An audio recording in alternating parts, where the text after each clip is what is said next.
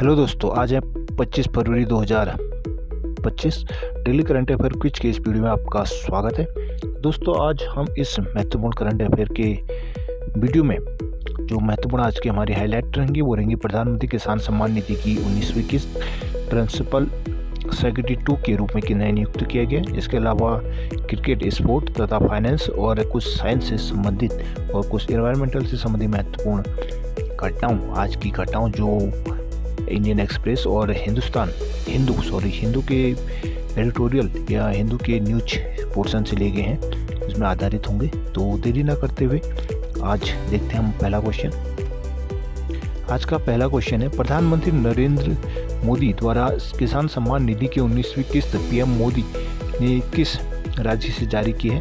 Option है ए Uttar Pradesh, B Bihar, सी हिमाचल या D Assam. Answer है बी बिहार। 24 फरवरी को कल के दिन प्रधानमंत्री नरेंद्र मोदी ने किसान सम्मान निधि की 19वीं किस्त जारी कर दी है। इस योजना के तहत 9.8 करोड़ पात्र किसानों के बैंक खातों में 22,000 करोड़ रुपये सीधे ट्रांसफर किए गए हैं। यह बिहार के भागलपुर डिस्ट्रिक्ट की अपनी एक रैली के दौरान उन्होंने की है। अगला क्वेश्चन है, किसे हाल ही में पीएम मोदी के प्रिंसिपल सेक्रेटरी 2 के रूप में नियुक्त किया गया है? ऑप्शन है ए नृपेंद्र मिश्रा, बी अजय भल्ला, सी शक्तिकांत दास या डी राजू सिन्हा। आंसर है सी शक्तिकांत दास।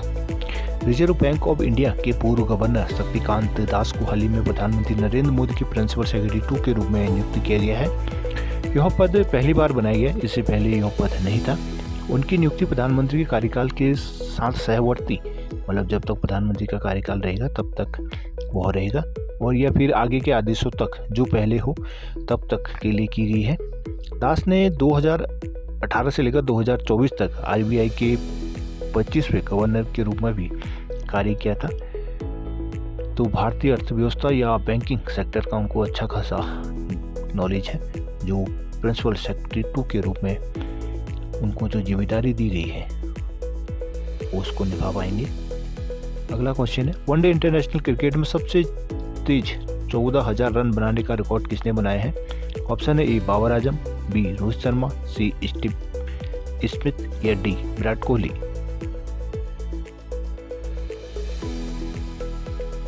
आंसर है डी विराट कोहली। विराट कोहली ने एक दिवसीय अंतर्राष्ट्रीय वनडे में सबसे तेज 14,000 रन बनाने का रिकॉर्ड बनाया है। उन्होंने पाकिस्तान के खिलाफ चैंपियन ट्रॉफी 2025 मैच के दौरान यह उपलब्धि हासिल की है। कोहली ने सिर्फ 287 पारियों में यह उपलब्धि हासिल की है, जबकि सचिन तेंदुलकर की 350 पारियों और कुमार संगकारा श्रीलंका की 378 पारियों के रिकॉर्ड को उन्होंने अब पीछे छोड़ दिया है। अगला क्वेश्चन है, फाइनेंशियल लिटरेसी वीक किसके द्वारा लॉन्च किया जाता है? आंसर है A SBI, B RBI, C NITI Aayog या डी सेबी। आंसर है इसका B RBI, reserve bank of India. भारतीय रिजर्व बैंक ने वित्तीय साक्षरता महिला समृद्धि थीम पर ध्यान केंद्रित करते हुए 24 फरवरी से लेकर 28 फरवरी तक फाइनेंशियल लिटरेसी वीक 2025 एक लॉन्च किया है। इस पहल का जो उद्देश्य है वो आत्मनिर्भर भारत के लिए विकसित भारत 2047 विजन जैसे व्यापक राष्ट्रीय उद्देश्यों के साथ तालमेल बिठाते हुए महिलाओं के बीच वित्तीय जागरूकता और महिला सशक्तिकरण को बढ़ावा देना इसका मुख्य लक्ष्य रखा गया है। अगला क्वेश्चन है, मध्य प्रदेश ने ग्लोबल इन्वेस्टर समिट 2025 का आयोजन कहाँ किया जा रहा है? ऑप्शन है ए इंदौर, बी जबलपुर, सी भोपाल या डी ग्वालियर। आंसर है सी भोपाल।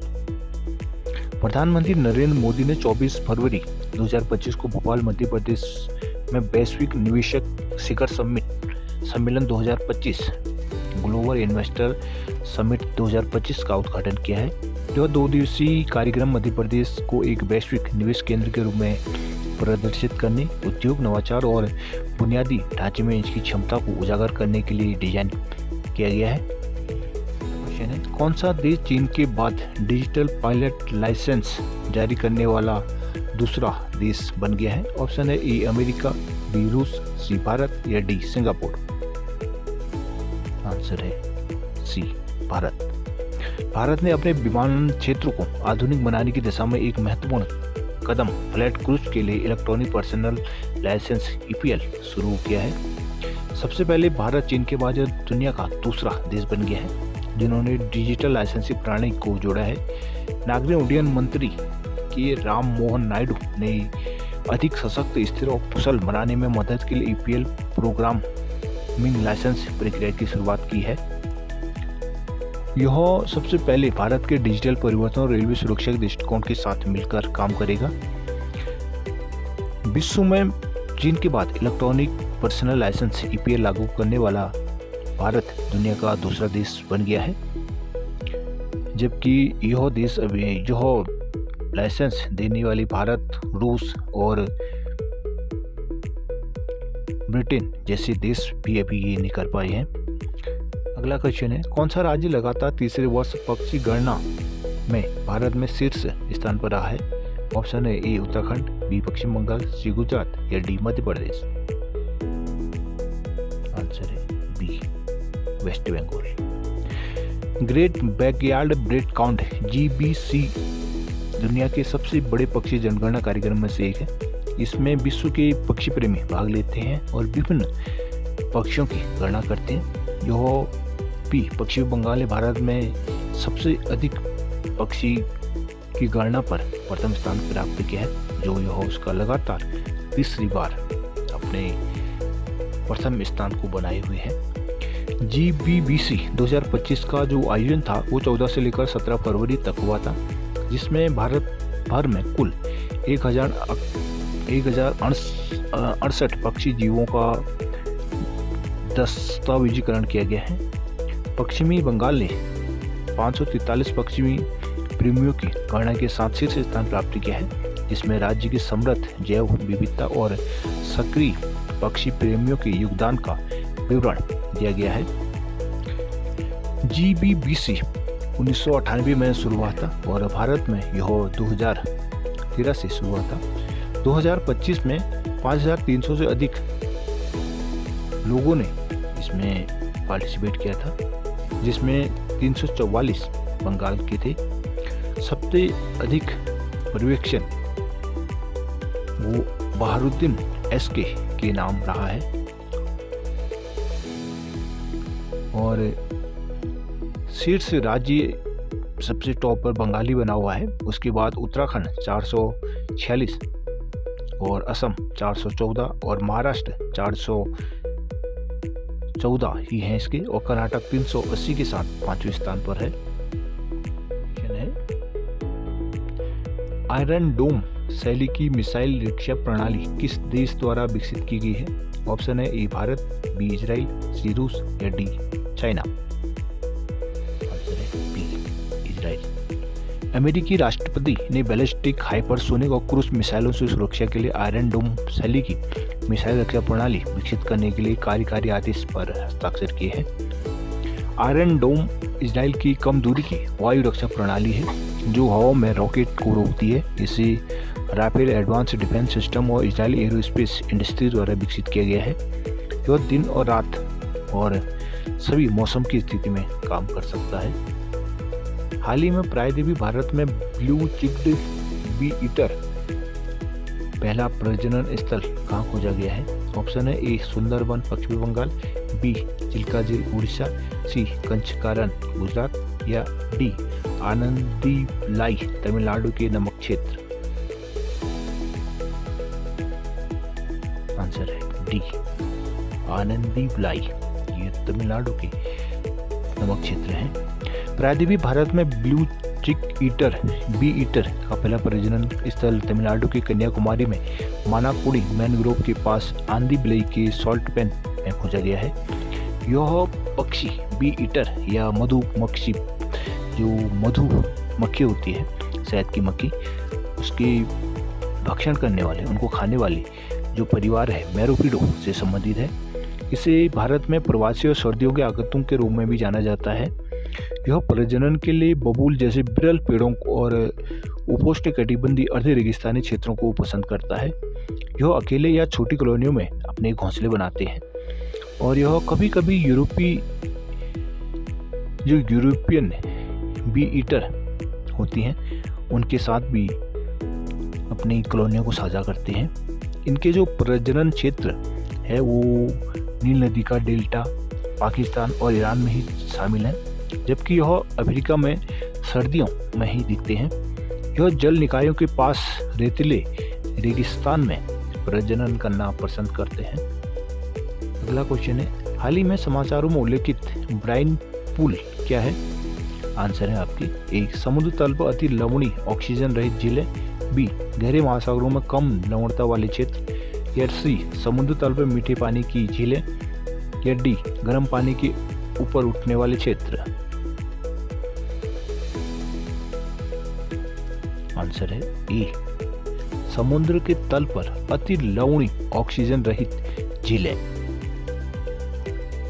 वैज्ञानिकों ने लाल सागर के नीचे नमकीन पानी के तालाबों की खोज की है जो समुद्री जीवन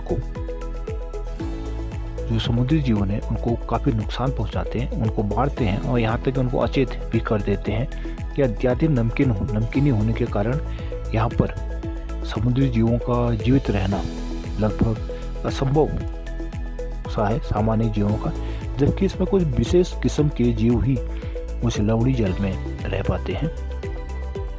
तो नमकीन पानी के इन तालाबों में जो अत्यधिक खारापन इसमें मौजूद होता है और इसमें ऑक्सीजन की कमी भी पाई जाती है जो आसपास के समुद्री पानी से अति सघन होते हैं। इन्हें पानी के नीचे की झीलें भी कहा जाता है क्योंकि इनमें नमक की उच्च मात्रा होने के कारण जो समुद्री जल के साथ मिलने से इन्हें रोकती है। ये एक झील सी, जैसे स्थल में पानी का झील दिखता है वैसे ही एक पानी के अंदर ही एक अलग तरह का पानी का झील होता है। इनकी क्षारीयता अनेक होने के कारण यह और अदर जो जल है, जो पानी है समुद्र के आसपास का, उसके साथ मिल नहीं पाती और एक विशेष क्षेत्र ही बना रह जाता है। यह समुद्र तल से लगभग 2200 मीटर नीचे रहते हैं। यह तालाब अपने ऊपर की खाड़ी से लगभग 8 गुना अधिक खारा होता है। इसमें नमक की मात्रा 300 ग्राम प्रति लीटर है, जबकि सामान्य तौर पर 350 ग्राम 35 ग्राम प्रति लीटर होता है। और इसका जो जल होता है वो अधिकांश जो समुद्री जीव होते हैं वो इन पे नहीं रह पाते हैं, लेकिन इसमें कुछ विशेष जीव ही इस जल के साथ सर्वाइव कर पाते हैं और इसमें जीवित रह पाते हैं। अगला क्वेश्चन है, कौन सा दिन अंतर्राष्ट्रीय एस्परगर दिवस के रूप में मनाया जाता है? ऑप्शन है ए 18 फरवरी, बी 19 फरवरी, सी 20 फरवरी, या डी 21 फरवरी। आंसर है ए 18 फरवरी। अंतर्राष्ट्रीय एस्परगर दिवस हर साल 18 फरवरी को मनाया जाता है, जिसे 2007 में संयुक्त राष्ट्र महासभा द्वारा अपनाया गया था। इस दिन विकलांग व्यक्तियों के सशक्तिकरण के लिए राष्ट्रीय जो संस्थान है नाइपिड जागरूकता बढ़ाने और समावेशिता को बढ़ावा देने के लिए एक कार्यक्रम आयोजित करता है। एस्परगर एक सिंड्रोम ऑटिज्म स्पेक्ट्रम के तहत एक न्यूरो डेवलपमेंटल विकार होता है जो सामाजिक संचार चुनौतियों और कोई महत्वपूर्ण भाषा विलंब की विशेषता है। एस्परगर वाले व्यक्ति अक्सर औसत या बेहतर बुद्धि वाले होते हैं। अगला क्वेश्चन है, झुमाइर बिन नंदिनी किस राज्य में मनाया जाने वाला पारंपरिक नृत्य है? ऑप्शन है ए अरुणाचल, बी सिक्किम, सी असम, या डी मणिपुर। आंसर है सी असम। भारत के प्रधानमंत्री ने 8000 कलाकारों की भागीदारी वाले एक भव्य सांस्कृतिक कार्यक्रम झुमोर बिनंदिनी 2025 में भाग लिया है। झुमोर, जिसे झुमुर के नाम से भी जाना जाता है, असम के आदिवासी चाई जनजातियों का एक पारंपरिक लोक नृत्य होता है जो फसल के मौसम के दौरान किया जाता है।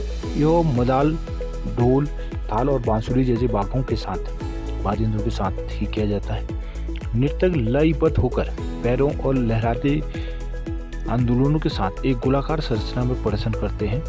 महिलाएं रंग बिरंगी साड़ियाँ पहनती हैं जबकि पुरुष धोती और कुर्ता पहनते हैं। यह नृत्य जो होता है वो एकता, समावेशिता और असम की समृद्ध सांस्कृतिक विरासत का प्रतीक है, जो सामाजिक बंधन और सामुदायिक उत्सव को बढ़ावा देते हैं। तो दोस्तों, ये थे आज 25 फरवरी 2025 की महत्वपूर्ण करंट अफेयर। आशा करता हूँ ये वीडियो आपके लिए और आपकी तैयारी के लिए एक नई आयाम जोड़ेगा। तो वीडियो को लाइक, सब्सक्राइब चैनल को जरूर कर लीजिएगा। And thanks for watching.